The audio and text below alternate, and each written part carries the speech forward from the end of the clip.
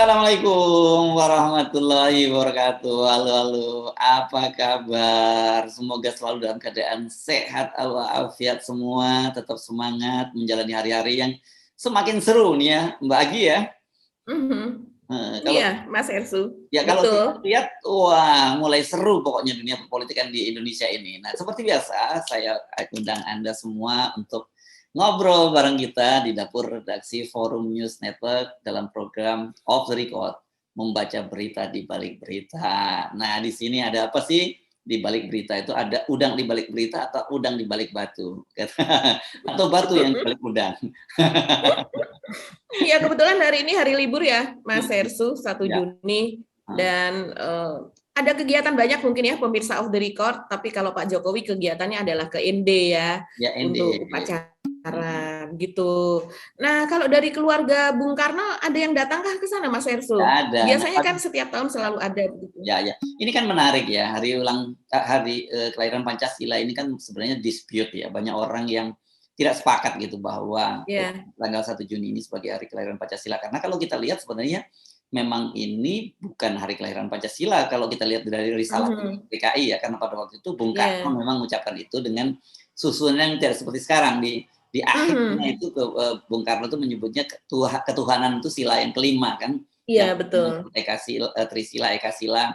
Nah, kalau kita lihat sejarahnya sebenarnya tanggal 18 Agustus sebenarnya kelahiran Pancasila resmi gitu. Tapi pemerintahan Jokowi menetapkan itu gitu dari kelahiran Pancasila. Dan yang saya kira menarik itu kenapa dipilih di ND ini kan sebenarnya ini daerah secara historis dulu Bung Karno pernah dibuang ke sana ya ke sana. Dan kalau Anda pernah membaca itu surat-surat Bung Karno ketika dengan dialog soal keislaman ya, surat dari ND dengan Hasan. Iya, surat-surat dari ND dengan Hasan Bandung ya, dengan pendiri Kiai Hasan itu Hasan, pendiri Persis ya, itu kan itu di ND. Jadi sebenarnya ini acara ini spesial sebenarnya harusnya buat keluarga Bung Karno, dalam hal ini Ibu Megawati. Tapi Ibu Megawati tidak hadir ya, kelihatan sudah konfirmasi. Kalau Mbak Puan kalau nggak salah ini sedang umroh Mbak gitu. Iya.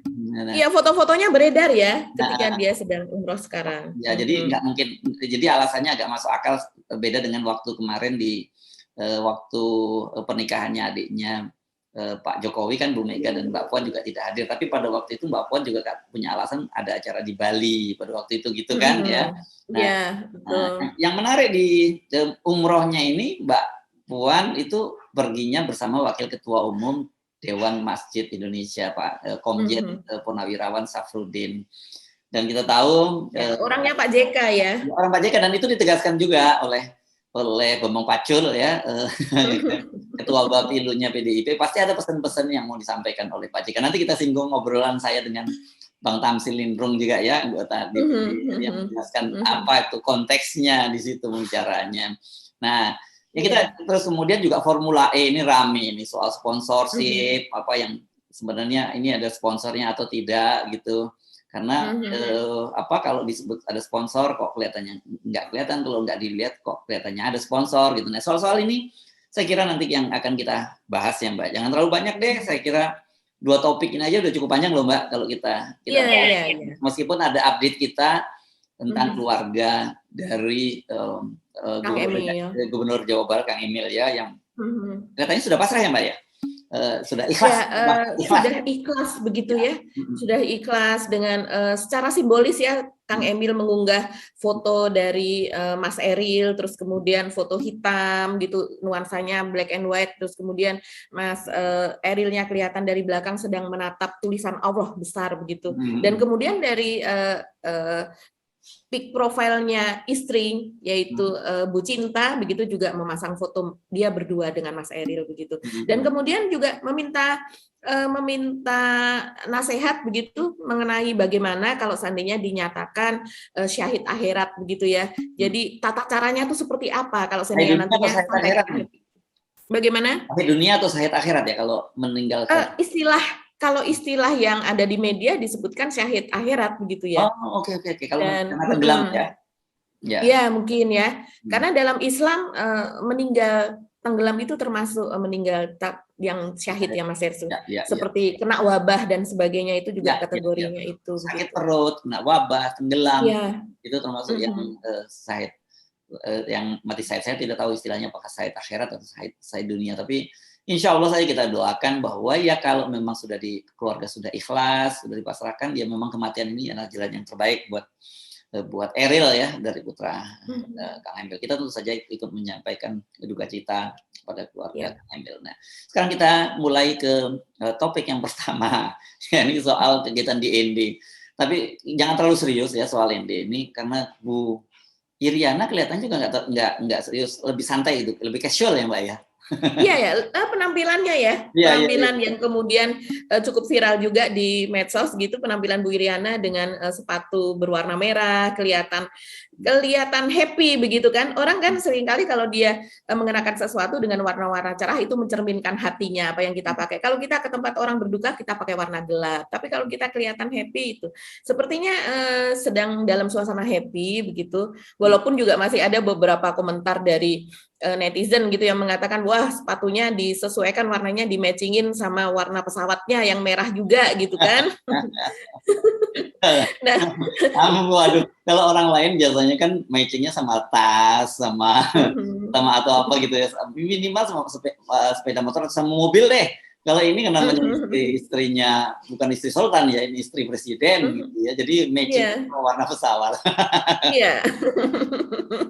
Dan netizen ini jeli sekali. Kita tuh memang kalau melihat medsos itu bisa kita terperangah, geli gitu ya. Kadang juga kesal gitu, Mas Hersu.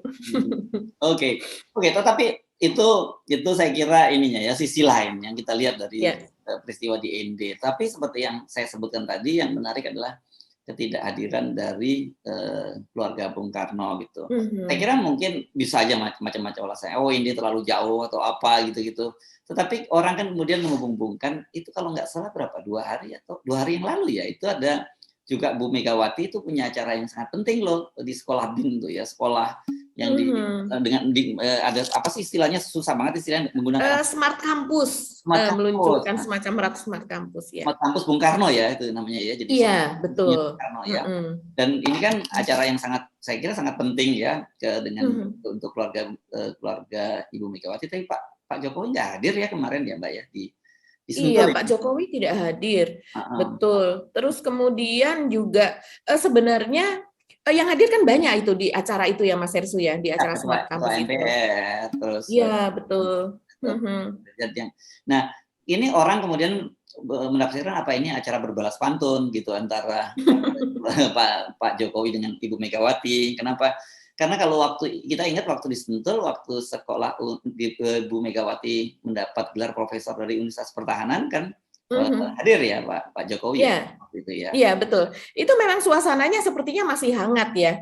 Masih hangat. Terus kemudian kalau yang saat ini orang bertanya-tanya karena sebelum pandemi itu setiap kali memperingati hari lahir Pancasila 1 Juni ini selalu Bu Megawati ini hadir. Hanya pada tahun 2020 2021 Bu Mega tidak hadir karena memang dalam suasana pandemi begitu.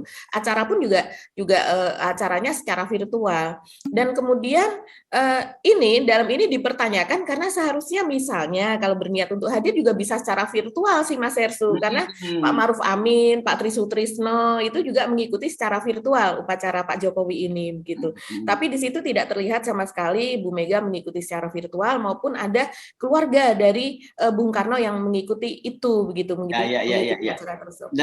Dan ini kan tanda-tanda tanya ini banyak sekali yang kita tadi sebut juga kemarin waktu pernikahan adiknya Pak Jokowi itu tidak hadir. Oke, jangan dilihat karena dia adiknya Pak Jokowi, tapi kan yang menikah suaminya adalah ketua lembaga tinggi negara, ketua Mahkamah Konstitusi. Jadi agak menarik kalau ada ketua DPR yang tidak hadir dan juga Bu Megawati tidak hadir. Kan spekulasinya gitu, apakah tidak diundang? Sempat loh muncul bahwa Pak Hasto itu di semua media, bahkan di Tempo kalau tidak salah ya disebutkan bahwa ya, Ibu Mega tidak diundang. Tapi beberapa waktu kemudian ternyata judul beritanya diubah, gitu kan, ya Mbak ya? Iya.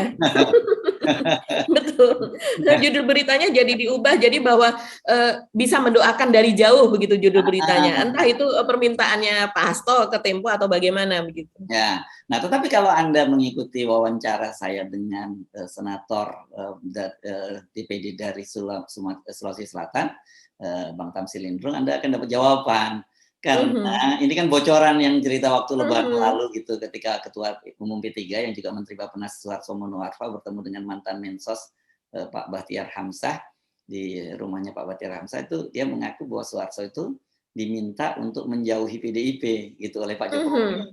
Nggak lama kemudian kan muncul koalisi bersatu yang di situ ada Golkar, ada P3, ada PAN gitu ya. Yeah. Padahal kita tahu sebelumnya P3 dan PAN ini tanda-tanda kuatnya akan mencalonkan Anies Baswedan gitu ya. PAN DKI, DPW DKI, DPW P3 DKI malah sudah deklarasi loh, gitu ya, deklarasi. Betul. Yeah. Dan saya tahu ada teman kita yang sudah konsultannya nempel terus di mana di P3 yang cukup dekat dengan Anies, yang bekerja untuk Anies gitu. Nah, terus PAN juga begitu, ya kan? PAN mereka sudah mengakui bahwa oh ya konstituen kita memang pendukung Anies Baswedan dan itu akan menjadi pertimbangan dari DPP PAN. Terus Zulkifli Hasan juga datang pada waktu itu di acara sholat Idul Fitri di stadium dan memuji Anies berhasil membangun ibu kota gitu.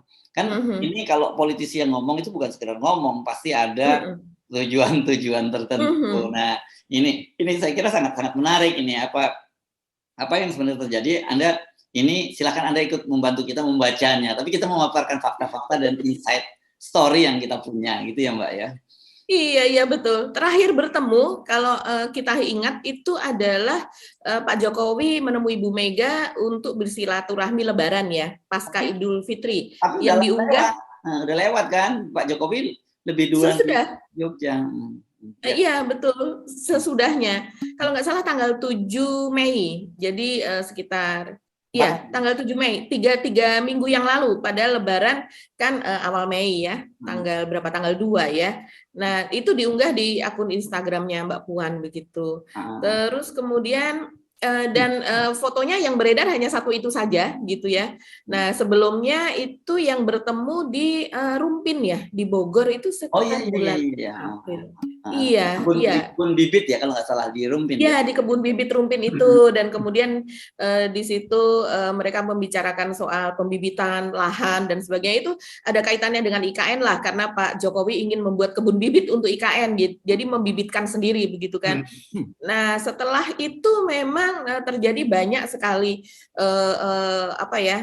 peristiwa politik begitu ya, dan sepertinya ya peristiwa politik itu memang kalau dulu kita melihat keterbelahan antara kanan dan kiri begitu, kalau sekarang sepertinya mulai ada keterbelahan antara mereka berdua gitu ya Mas Ersu. Jadi keterbelahan tidak hanya terjadi pada cebong dan kampret gitu, tapi ternyata sekarang mulai karena memang ada ini politik gitu ya. Nah, siang ini juga kita tadi mengikuti Pak Prabowo juga bertemu dengan Surya Paloh ya Mas Ersu. Itu ada konteksnya dengan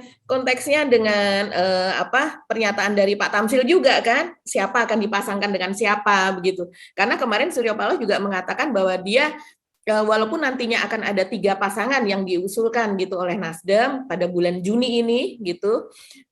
Nah, tapi salah satunya itu yang paling kuat adalah Ganjar dengan Anies gitu. Alasannya adalah untuk mengakhiri keterbelahan itu tadi begitu.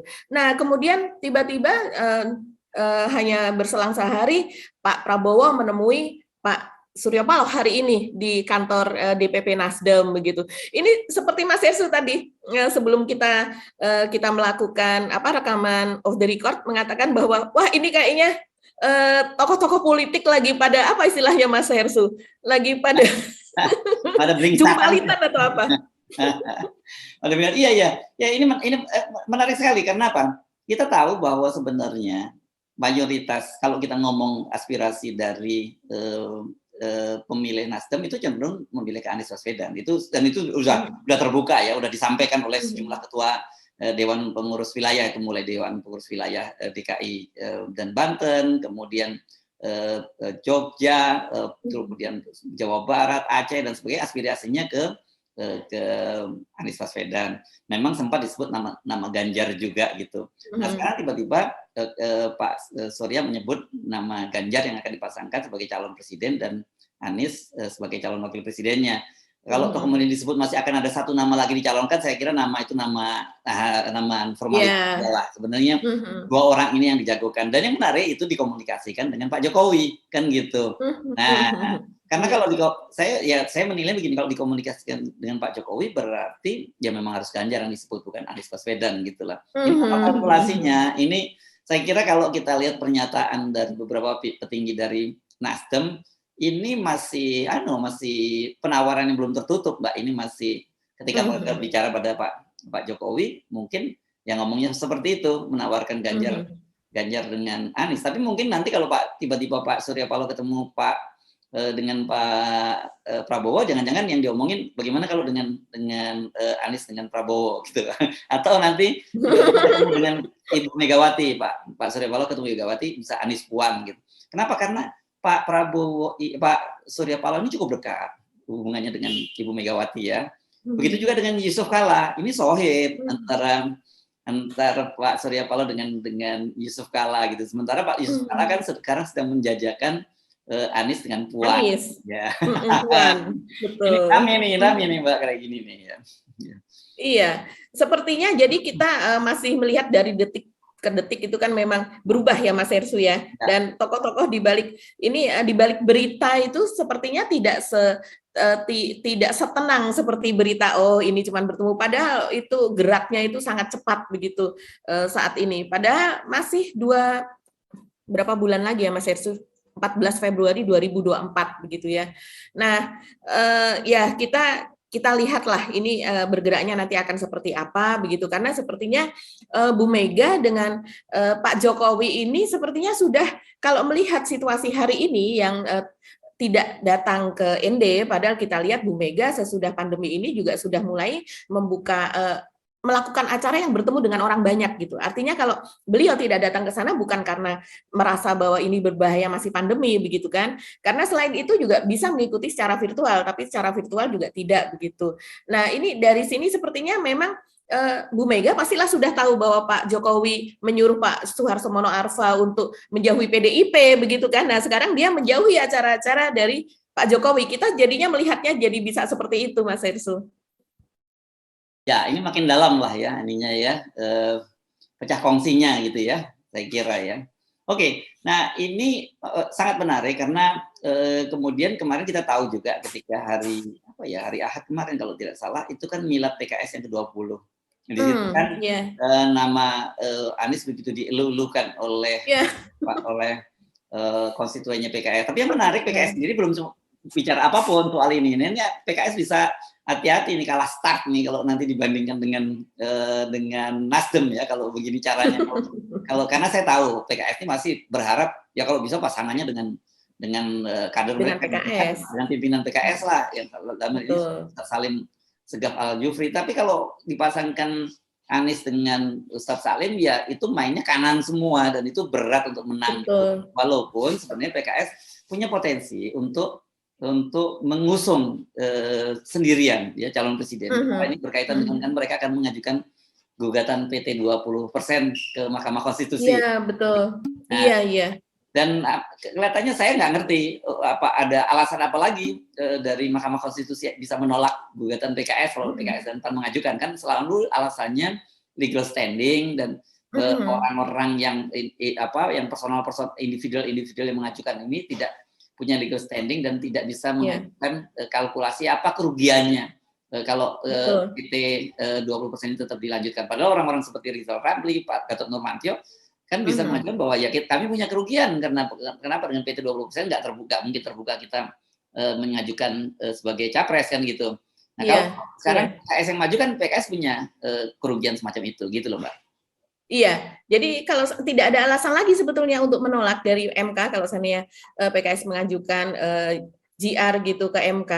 Dan kemudian juga kemarin kan baru saja ya Mas Ersu ada 6 gitu kan berarti yang ditolak, itu untuk IKN begitu ya. Tapi artinya untuk 20% pun juga mentok begitu. Hal-hal yang berseberangan dengan wacana dan keinginan Pak Jokowi ke depannya pasti akan selalu mentok. Makanya Pak Busro Mukodas untuk kasus IKN ya, bukan untuk kasus presidensial threshold ini, itu meminta supaya Pak Anwar Usman ya legowo lah untuk melepaskan jabatan sebagai ketua MK itu. Apalagi kemudian kita lihat ada berita juga mengenai pertemuan Pak Anwar Usman beserta Bu Idayati, istri barunya ini, adik Pak Jokowi, ya bertemu dengan kerabat lah katanya yang akan mencalonkan rencananya begitu ya untuk Bupati Bogor begitu. Nah ini dari sini saja kita sudah khawatirnya kalau seandainya terjadi sengketa pilkada di Bogor begitu, ini adalah kerabat dari mereka begitu kan. Nah ini keterkaitannya akan makin panjang nih karena kerabatnya tentu bukan satu saja. Ya, kita tahu dari Pak Jokowi sendiri kan juga sekarang ada Bobi di Medan. Bobi juga punya kerabat lah ya. Nah, di sini kerabat Pak Jokowi sendiri juga seperti apa. Dan semuanya sengketa itu akan bermuaranya di MK. Dan ada Pak Anwar Usman di situ. Iya, saya kaget ketika kemarin ketemu, loh ada apa ini ketua MK bertemu dengan calon kandidat ya itu, kalau itu belum kandidat ya, calon kandidat Bupati Bogor, rupanya menemani istrinya. Tapi menurut saya ini secara etika nggak boleh kayak seperti ini ya. Karena kalau terjadi sengketa bagaimana gitu? Mungkin orang gampang. Nanti kalau terjadi sengketa ya dia tidak jadi majelisnya gitu, majelis hakimnya. Tapi saya kira kan kayak begini tetap saja mengurangi kredibilitas dari beliau sebagai ketua Mahkamah Konstitusi. Iya, intervensi kan bisa lewat belakang, Mas Ersu. Lewat dapur, lewat tempat tidur itu paling efektif kan gitu ya. Oke Mbak, kita pindah ke topik ini ya, ke topik Formula E ya. Ini yang fokus perhatian orang, kalau Pak Jokowi katanya udah pasti akan hadir. Fokus perhatian orang itu adalah sponsorship gitu ya. Saya sempat membahasnya di mana di Hersubno Point dan juga di Rocky Gerung Official yang saya sebut akhirnya memang BUMN memberikan sponsor. Tapi setelah saya cek ke panitia sebenarnya yang disebut sponsorship Formula E dari BUMN itu boleh dibilang kalau tidak ada sponsor juga salah, tapi kalau disebut ada sponsor itu juga salah.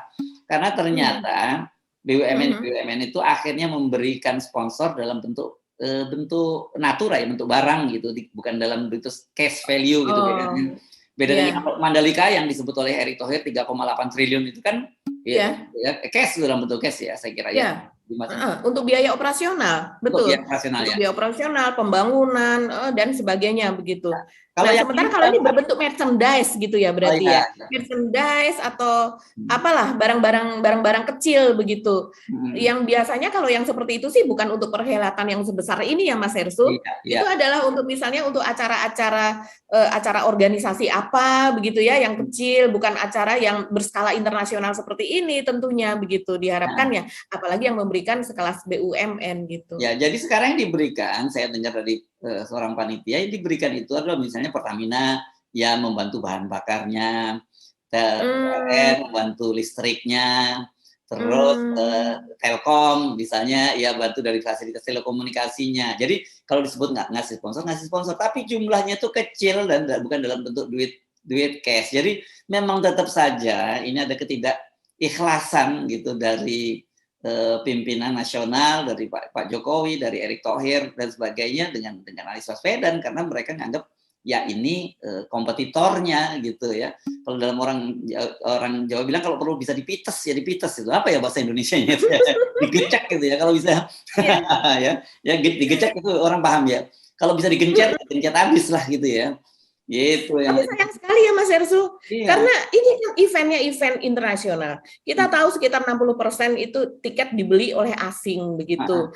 Ya, dan kemudian untuk event yang MotoGP itu dari Pemda DKI itu kan dia mengikuti, di sana ada Experience Expo gitulah istilahnya, Mandalika Experience Expo, dan kemudian di situ dari pemerintah daerah atau dari BUMN atau dari mana bisa membuat stand, dan DKI membuat stand yang cukup besar di situ mempromosikan Kepulauan Kepulauan Seribu begitu. Dan itu rame saya lihat waktu itu orang mengunggah acara di sana itu penuh standnya DKI begitu. Apalagi ketika kemudian Anies sudah datang dan kemudian membuat acara, ya itu salah satunya yang buat penuh Anies juga sih ya. Orang ingin bertemu Anies ketika itu gitu. Tapi sebelum itu pun juga sudah ramai karena dibuat dengan bagus saya lihat ya, dibuat dengan profesional. Ya artinya Pemda DKI pun mendukung MotoGP dan sadar dan memang harus mendukung karena di sana juga tujuannya adalah untuk promosi pariwisata provinsi begitu kan. Ya. Nah, sekarang kalau seandainya kemudian ada acara di DKI kemudian meminta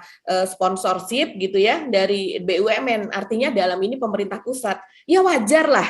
Itu sesuatu yang sangat wajar gitu. Tidak usah yang acara internasional saja, acara nasional saja itu sudah biasa BUMN itu memberi gitu. Dan kemudian memang ya salah satu ini BUMN itu begitu ya. Untuk membantu pariwisata, membantu pendidikan. Nah, berapa yang disalurkan untuk pesantren saat ini?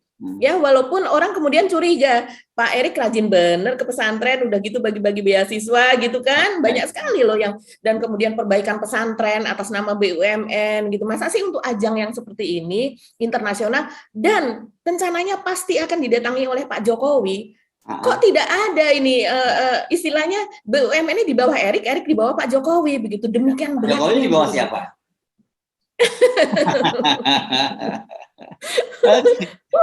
Ya ini memang ini yang menarik ini event event Formula E ini sebenarnya bisa jadi bacaan politik yang sangat menarik gitu ya, bagaimana peta persaingan di situ tadi. Di satu sisi saja ada blok Bu Mega dengan Pak Jokowi, di sini juga dengan Anies Baswedan gitu. Nah, ada juga yang kemarin kita bahas sempat soal ini Mbak di channel FNN yang lain, jaringan lain sebutkan soal dengan Pak Tamsil soal tiket ya, yang katanya orang susah sekali membeli tiket karena kok katanya sudah sold out gitu, padahal sebenarnya belum sold out. Jadi sistemnya itu jadi memang orang kemudian nggak bisa membeli karena tiketnya sudah habis gitu. Tapi padahal sebenarnya tiketnya belum habis karena sudah diblok lah istilahnya, diblok oleh perusahaan-perusahaan gitu. Nah, apakah kemudian nanti itu mereka jadi membeli atau tidak? Nah, ini yang masih jadi pertanyaan kita. Tetapi yang penting kita ingatkan ini Mbak, ternyata ada juga banyak sekali website palsu Mbak, gitu loh ya, yang menjual tiket ini. Hati-hati jangan beli. Kalau Anda mau beli yang ini ada Instagramnya ini yang asli, Anda bisa berhubungi. Tapi yang lain ini seperti yang ini palsu nih Mbak. Ini bahayanya, kita nggak tahu apakah ini memang orang sekedar menangguk keuntungan biasa saja atau ini sebenarnya ada sengaja gitu untuk ikut melakukan sabotase gitu. Betul. Ya, kita memang harus hati-hati karena dulu ketika media sosial itu belum